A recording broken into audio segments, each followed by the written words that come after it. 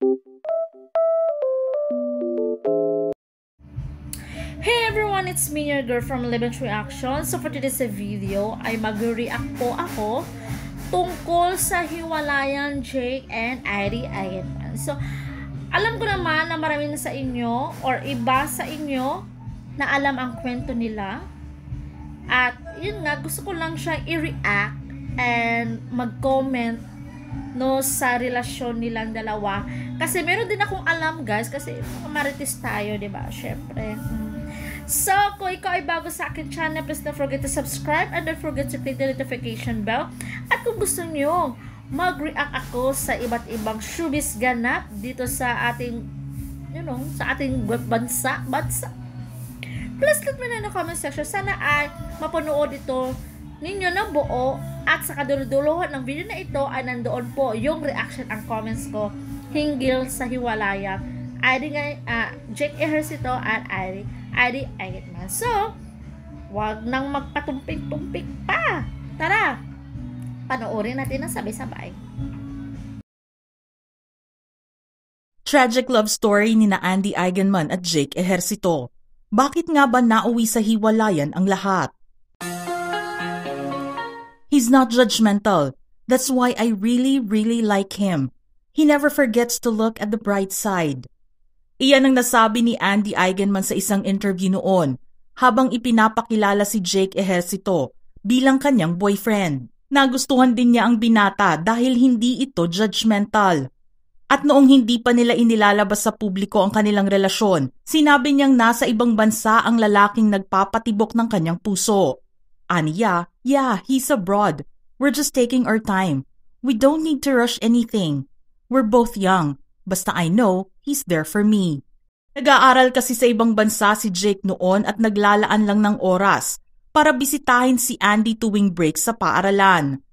Pero ano nga ba ang real score sa kanilang dalawa noong sobra pa ang pagmamahal nila sa isa't isa? Ani Andy, we're not looking at the future. Ini-enjoy namin yung moment. Kaming dalawa ini-enjoy namin yung company ng isa't isa. We care about each other. Every break bumabalik siya dito. In the future, we can be super serious with each other when we are old enough. Pero ang hindi alam ni Andy, maliit pa lamang silang dalawa ni Jake nang sabihin niya na papakasalan niya ang anak ni dating Pangulong Erap Estrada at aktres na sila Arnie Enriquez. Nabasa ito sa kanyang social media post noong 2013, kalaki pang litrato nilang magkasama noong sila ay 7 years old lamang. Ayon sa post, noong magkaisip si Andy, ay doon na lamang niya nalaman kung ano ang ibig niyang sabihin noong siya ay bata pa. Lumipas kasi ang 12 years, sigurado pa rin siya sa kanyang nararamdaman para kay Jake. Since day one, I was never ashamed to tell the world how much I care about you. And though people may not understand, it didn't matter. What's important is I know you've done enough to make me the happiest person alive. Thank you for that. I will never do anything to hurt you. I cannot afford to do anything that wouldn't please you at all. I miss you every day. I hope you know that it's only you, for me. I love you with all my heart, and I will never be ashamed to say it. People will always try to break us apart because they have no idea how strong we are. That's real love. Aminado rin naman si Jake noon na sobrang mahal niya si Andy. Basically, first ko kasi siya. First na sineryoso. Kaya siguro malakas yung tama. Hindi na rin lingid sa kaalaman ng marami na childhood friends sila ni Andy. Lumalaki sila na pareho ang circle of friends noong high school at iisa lang ang barkada nila. Nagsimula rin ang lahat nung minsang umuwi si Jake mula sa London at nagkita sila matapos ang matagal na panahon. Nagustuhan ni Jake kay Andy ang pagiging masayahin nito na parang bata. Very positive, very plucky, very strong na babae. Wala pa si Jake sa showbiz kaya marami itong natutunan kay Andy tungkol sa trabaho niya. At gayon din si Andy na wala sa politika pero naituro ni Jake ang tungkol dito. Pero kung nakakatuwa na malaman ang pinagsimula ng kanilang love story noong mga bata pa sila, nakakalungkot naman na biglang nagbago ang lahat, lalo na para sa naramdaman ni Jake kay Andy. Kinumpirma kasi niya noon sa isang panayam ang tungkol sa katotohanan ng isang text message na ipinadala niya kay Andy. Sinabi kasi ni Jake sa text message na iyon ang mga salitang, "I don't feel the same anymore." Pinatotohanan niya ang pagpapadala nito at sinabing hindi niya gagawin iyon kung hindi totoo ang mga nakasulat sa mensahe. Nag-ugat kasi ang lahat nang tumagal na ang relasyon nila ng mahigit 2 taon kung saan makakaranas talaga ang mag-boyfriend-girlfriend ng mga problema. Idagdag pa rito ang pagiging malayo nila sa isa't isa. Ngunit ang sinasabing dahilan ng pagkakalabuan nilang dalawa ay third party at pinag-usapan din ang tungkol sa pagkakasabay nina Jake at Albie Casino sa buhay ni Andy. Gayunpaman, saludo pa rin ang mga taong nakapaligid sa kanilang dalawa dahil hindi iniwan ni Jake si Andy noong mabalita ang kanyang pagbubuntis. Naging magulo nga ang tungkol dito at sabi ni Jake, ikinagulat nila ang balita dahil break na nga silang dalawa noon. Sa pag-amin ni Jake sa kanyang ina, sinabi nito na imposibleng mangyari iyon dahil nasa London na siya nang mabalita at makumpirma ng ina ni Andy na si Jacqueline Jose ang pagdadalang tao ng anak. 5 taon ang itinagal ng isyong ito dahil walang gustong umamin sa sitwasyon. Ang pinagtatakhan lang ng maraming tao ay kung paano itrato ni Jake si Ellie na animoy para niyang tunay na anak noon. Maraming tanong ang mga netizens dahil kakaiba ang closeness na ipinakita ni Jake sa bata, samantalang ang itinuro nilang ama noon na si Albie ay walang puwang sa kanilang buhay noon. Nauwi tuloy sa World War ang away sa pagitan ni Jake at Andy.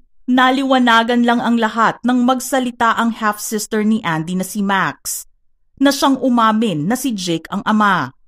Nakumpirma lang nila ito matapos na sumailalim sa DNA testing si Jake.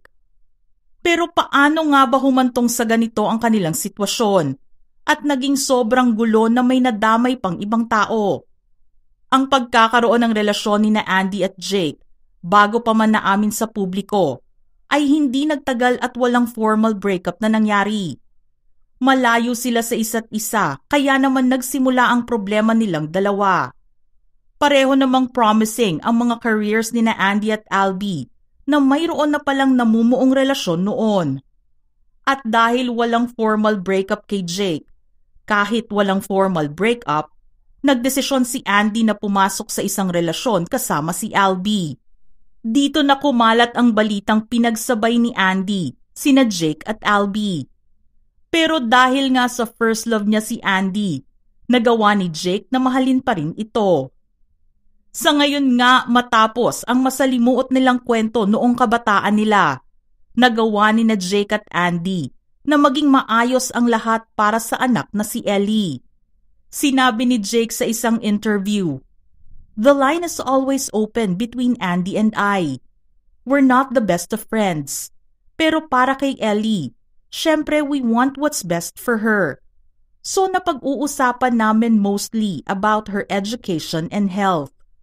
Open communication. I think that's what's most important in co-parenting." Malaki rin ang pasasalamat ni Jake sa fiancé ni Andy na si Philmar dahil sa pag-aalaga na ginagawa nito sa anak.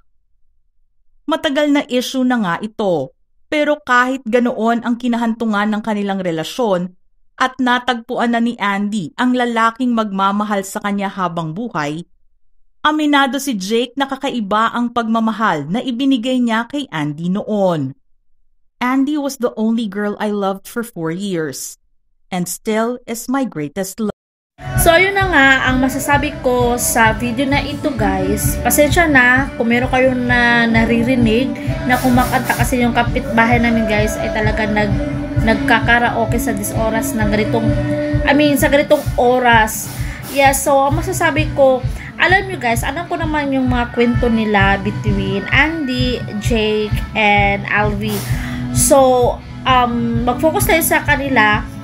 Imagine, bata pa sila, as in childhood, childhood friends talaga sila, bata pa sila at sabi sa video is 12 years. Kahit 12 years is alam niya na talagang, disdain to each other, kumbaga, sa time na yun. So, they love each other. Andy, minahal niya si Jake minahal din niya si Andy. Kasi kababata eh. Diba? Parang habang lumalaki sila ay talagang sabay silang lumaki, kumbaga, at magkasabay silang nagkaisip. So, hanggang sa nagkaisip sila, and siguro ay yung family nila ay talaga namang close sa isa't isa. Hindi talaga maiwasan na, laging pakikita, tapos magkaibigan na sila, and, doon na nag-create ng, inyuhan, something like that, yung mga nararamdaman nila. And I guess, sayang, di ba? Nasasayangan ako na nahinayang ako sa kanilang relasyon kasi talaga namang bagay sila at pareho silang matalino. And yun nga, meron din akong nabasa sa nakita na video nung in-interview siya ni Boy Abunda. Kasi ilang beses na sila nagkahiwalay. And at ilang beses din sila nagkabati at naging sila. But the end of the day, dumating yung panahon talaga na yun nga, may third party. Yung time na yun is nagkaayos sila eh. Parang nagplan sila na isaayos nila, mag-start sila ng bago. But yun nga, pumutok yung video or picture ba yun na may kahalikan si Jay, and that's the time na parang na si Andy, parang na-triggered. Kasi pakiramdam niya kasi sa time na yun is parang ginagago siya, something like that, na-cheat, something like that. So parang, yun nga, nakapag-decide na si Andy na itigil na, tama na, that's it. So, bigyan ko yung sarili ko ng chance to mingle with others, di ba? Magtanggap ng mga suitors, something like that. Ganun ba? Kasi, kasi sa sinabi ni Andy, talagang mahal niya talaga si Jake. First love niya, tapos si Jake first love niya din. Pero mas todo magmahal talaga si Andy. Kasi nga, sabi niya sa interview ni Boy Abunda, magkakahiwala, tapos kunting kibot o kunting pakiusap or something like that, na halika na, makabalik na tayo. Talagang 100% na babalik agad-agad si Andy. So, ayun na nga, nung pumutok yung scandal na picture na may halikan si Jake, ayun na nga, sabi niya sa sarili na ayoko na, tama na. Diba? Parang hindi niya gusto parang hindi na niya gusto na maramdaman pa yung past. Diba? Papatawarin, tapos mag-reconcile, tapos ganun din, something. So, ayun na nga, and sad to say, hindi sila nagkabalikan, nagkatuluyan. And alam naman natin na mahal talaga ni Andy si Jay kasi first love niya. And todo siya talagang magmahal, binibigay niya. Even though guys, kung alam nyo lang na hindi talaga nafe-feel ni Andy Eigenman na sa mga kapatid ni Jake, hindi talaga siya gusto ng pamilya. So, syempre, kung mahal mo isang tao, wala ka nang pakialam doon. Ang importante yung kayong dalawa. Diba? Ganyan naman talaga pag nagmamahalan, diba? So, ayun na nga, hindi sila nagkatuluyan, but at least man lang, even though hindi sila nagkatuluyan, but in good terms naman sila when it comes sa kanilang anak na si Ellie. Sa co-parenting nila, ganun. Pero nasasaya, at least man lang dito sa video na ito sa Showbiz Philippines Top List, at least man lang na pinapaliwanagan nila, 'di ba, kung anong nangyari sa kanila, 'di ba? Kasi hindi naman lahat alam yung storya nila. Kumbaga sila nagkahiwalay. So, at least even though hindi sila nakatuluyan, at least in terms, good terms talaga sila pagdating kay Ellie. Yeah. So, makikita naman natin na si Jake talaga naman ay bumabawi, 'di ba? Bumabawi. And talagang alagang-alaga naman niya si Ellie and support naman talaga siya in terms of financial education sa bata. So, ayun na nga. And yung naman si Andy, blessed naman si Andy and very lucky na nakahanap at nakatagpo ng lalaki na magmamahal sa kanya habang buhay. So, ayun na nga guys. Sana ay nagustuhan nyo ang reaction ko. And kayo guys, ano kaya ang mga comment nyo tungkol kang Albi? Kasi alam alam ko rin naman ang story ni Alvi. So, kung meron kayong nalalaman sa story between Andy and Alvi, please let me know in the comment section, guys. So, thank you so much and have a nice day. And see you to my next reaction video. Bye for now!